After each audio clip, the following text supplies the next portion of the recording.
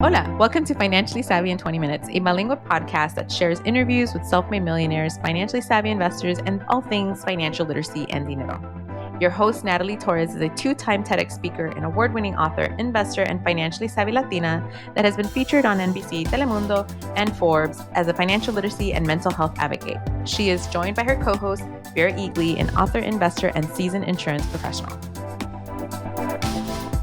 Hello and welcome to another episode of Financially Savvy in 20 Minutes. I'm Vera and I'm here with, obviously, Natalie Torres Haddad. Hello. Welcome back, guys. Welcome, everyone. It is September, and in September, it is Life Insurance Awareness Month. So naturally, we thought, we should bring Sandra Salcido back on the show because she is a life insurance expert. So Sandra, we're so happy to have you on. I'm so excited to be here, especially this month. Actually, it's funny because there's so many, all the months have some kind of awareness situation going on.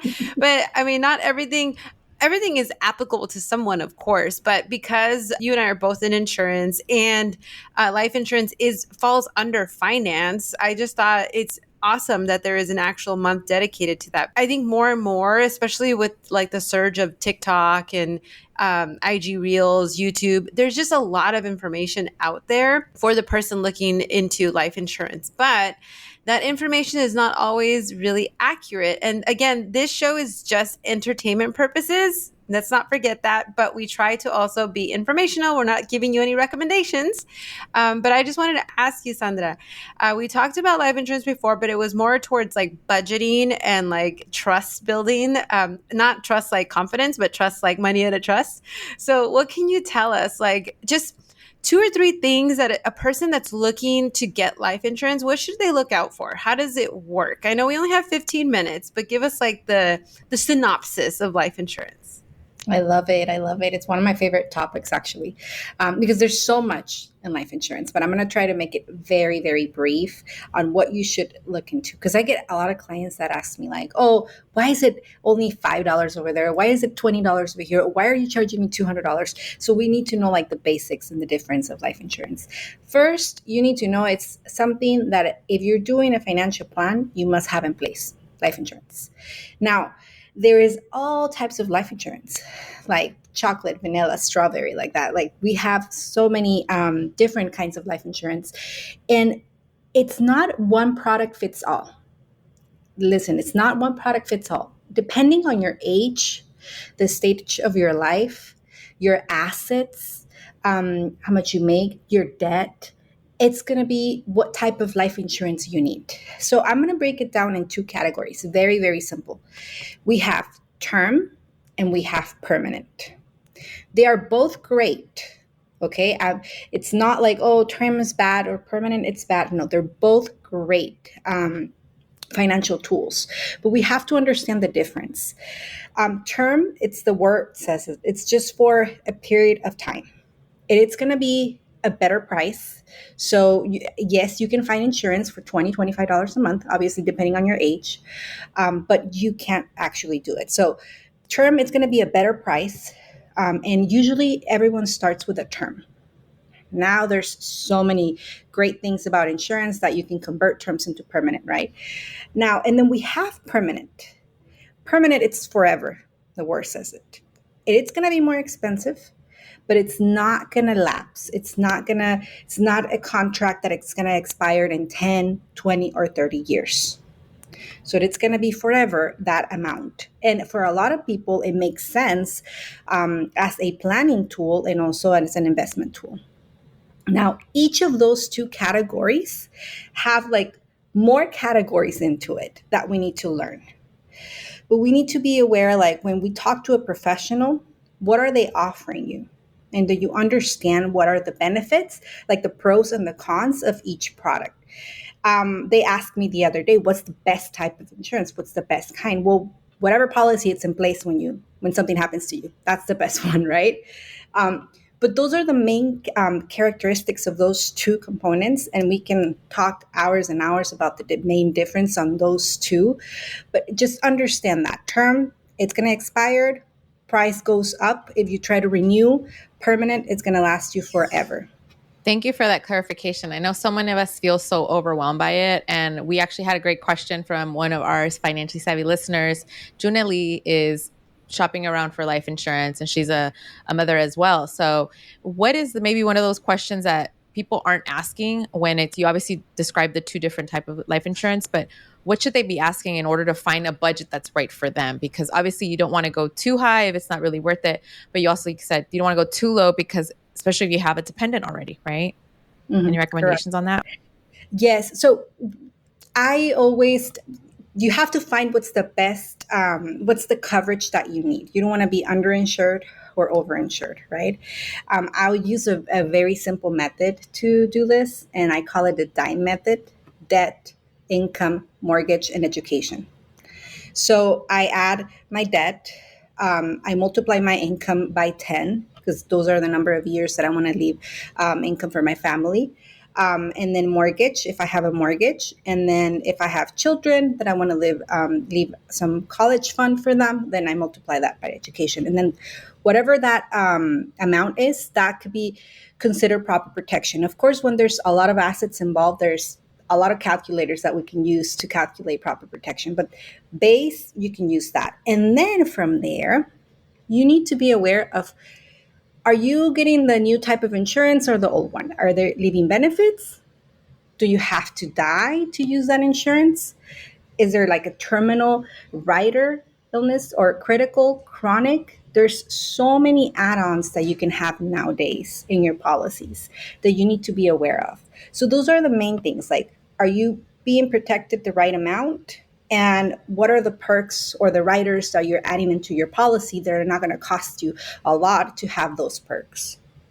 That's really interesting that you said living benefits, because I think even though you've watched a million videos as a consumer, you still think that somebody has to die in order for you to get that money. But Mhm. actually, you can still be alive if you set it up in a way where you might need that money, right? That's correct. And I just want to mention that there is nowadays a lot of benefits, especially with all these new products coming into place. Most of the companies are offering this now. You can start with a term if your budget is very low, and you can convert that term into a permanent after 5, 10, or 15 years. And what's going to happen is that they're going to still take your health from when you first apply, which is amazing because you don't have to go through underwriting again. And Right. that means it's not going to be so expensive. So that's a perk of a term policy, that if you're in a budget right now, you can't afford it, but you know that 5, 10 years from now, you want something permanent. That's the way to start right now. Thank That's you. really And interesting. can you explain a little bit what underwriting means? So for someone that I like that you said it's true, we have to think about what we qualify and don't qualify, right? Yeah, that's true. That, well, I always let like my clients know it's not going to be an easy, like, you're not going to get approved today or tomorrow. Especially if we're dealing with a good carrier and we want to get you the best pricing. What underwriting means is, well, there's different characteristics to approve you and the pricing: age, sex, and if there's any medications, illnesses, pre-existing conditions, DUIs, even your credit score matters too for life insurance, believe it or not, where you live.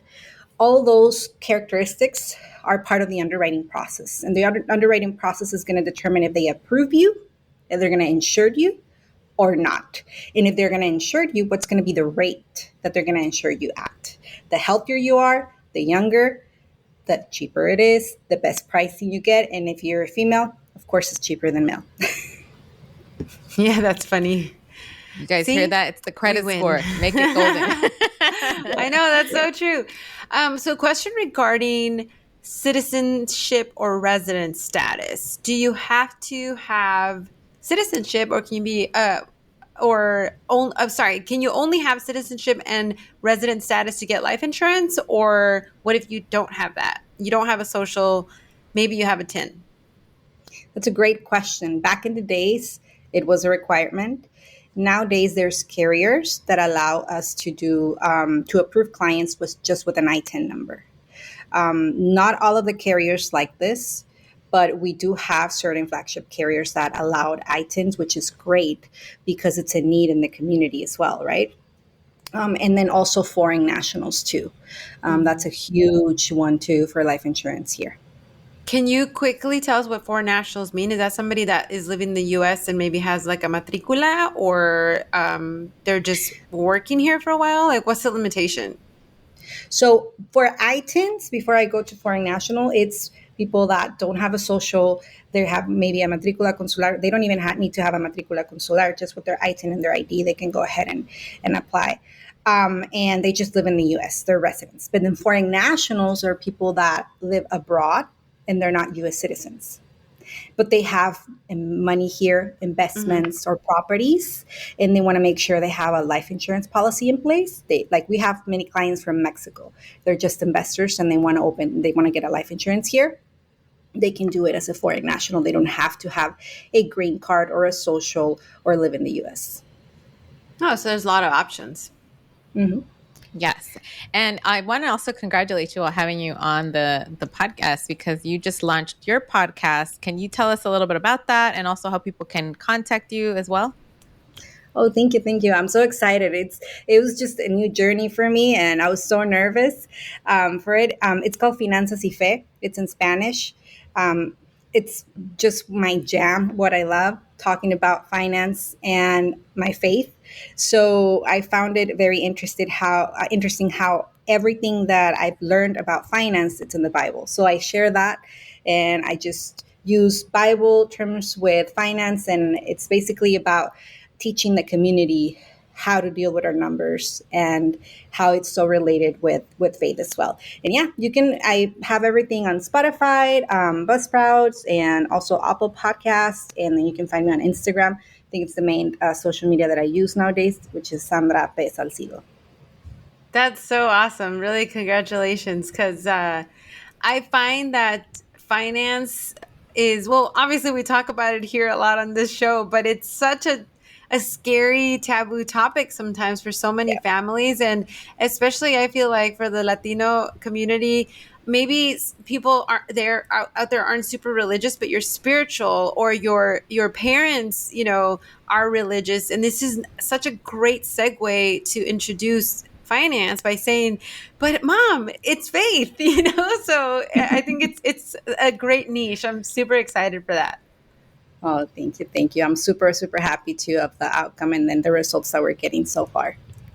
I love it. And you just said it. It's being able to connect the two taboo subjects. And oftentimes it's starting that awkwardness and just saying, hey, listen to this podcast. And, we appreciate you having you on again too, because we're like, oh, there's just so many questions that people aren't asking.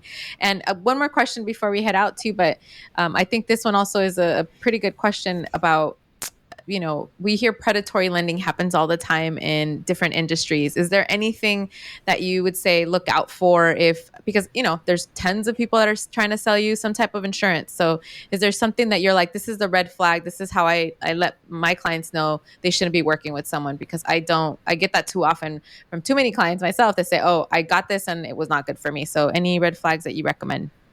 That's a great question, Natalie. That's a great, great question. Yes, especially when you're dealing with permanent products. Please, please make sure you're dealing with a professional. It's so easy. If the policy is not properly illustrated or properly done, it can fall into a bad product, to be honest with you. And I've seen those a lot of times. So the first thing that you want to understand is that it's a contract. And in contracts, there's always good and bad. And when they tell me, oh, it's too good to be true, well, guess what? Yes, of course, there's things that you need to learn. And make sure that the agent that is talking to you, it's also giving you the negatives, like, hey, it's a long-term contract. What happens if I just decide to withdraw this contract? Are there going to be taxes involved? What are the fees? Fees. That's huge. Insurance carriers are going to make money. So there is upfront fees, especially on permanent policies. It doesn't mean that it's not a good product. It's just that you need to be aware of. So make sure you have those questions and read your contract. If you're going to submit an application, make sure you have the material. And before you give your first payment, they have to give you the illustration package, and they have to explain. And any questions, ask. Always ask. And the obvious question I have for you, or how we wrap it up, is, are there any resources? Obviously, your podcast is one of them. Resources or free resources that you recommend people to learn more about what type of insurance they should be looking for? It's a great question. I mean, there's so much out there in social media. Because there's no one product fits all, my advice is to understand first, and you can find this in YouTube and Google, like, what are the differences without like all the noise out there, like this is negative, this is no. What are the differences, the key differences? You can find it on social media, with a lot of agents as well that are trying to do great for their clients. And once you understand that, then there's books out there, like retirement planning books that talk about life insurance, that are great. I mean, probably I can share some of those so you can add it to the podcast. Yeah, that'd be great. That they can start reading those books so they can get educated on it. And I can't tell you like just one source, because sometimes they're biased, but and it's different for each client.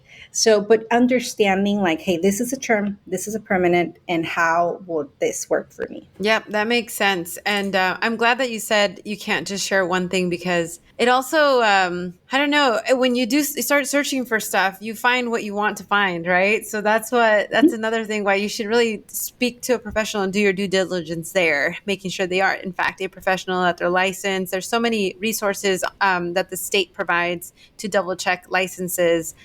So make sure to do that. But we are getting near the end. Did you want to add something else, Sandra? I just wanted to add really quick what you mentioned, like having a professional. I'm not a huge fan of just doing everything myself online, especially when it comes to insurance. Mm-hmm. And it's not only because I'm an insurance agent, it's because I do need the guidance. Like if I'm a doctor, that's my profession. So I don't know anything about insurance, and probably Google's not going to teach me the right things. So find a professional licensed in your state that is going to be able to guide you on what's the right product for you. Exactly. Thank you for making sure to emphasize that, because it can get really scary out there. And for those listeners listening to this episode and you were wondering about life insurance, you can reach Sandra at Sandra P. Salcido on Instagram. She's really good about getting back to DMs. So is there any other channel that you want to share with us, Sandra, where people can reach out for more information on life insurance? Facebook as well, Sandra Salcido. And I mean, those are my two main social medias that I'm always on top of it.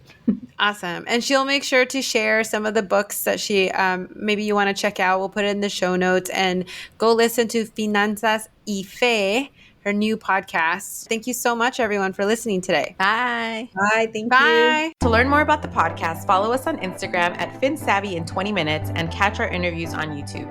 If you want to become a sponsor, hire us for your next workshop or speaking engagement, reach out to us at financiallysavvyin20minutes.com or send us a DM. All it takes is 20 minutes out of your day to become financially savvy.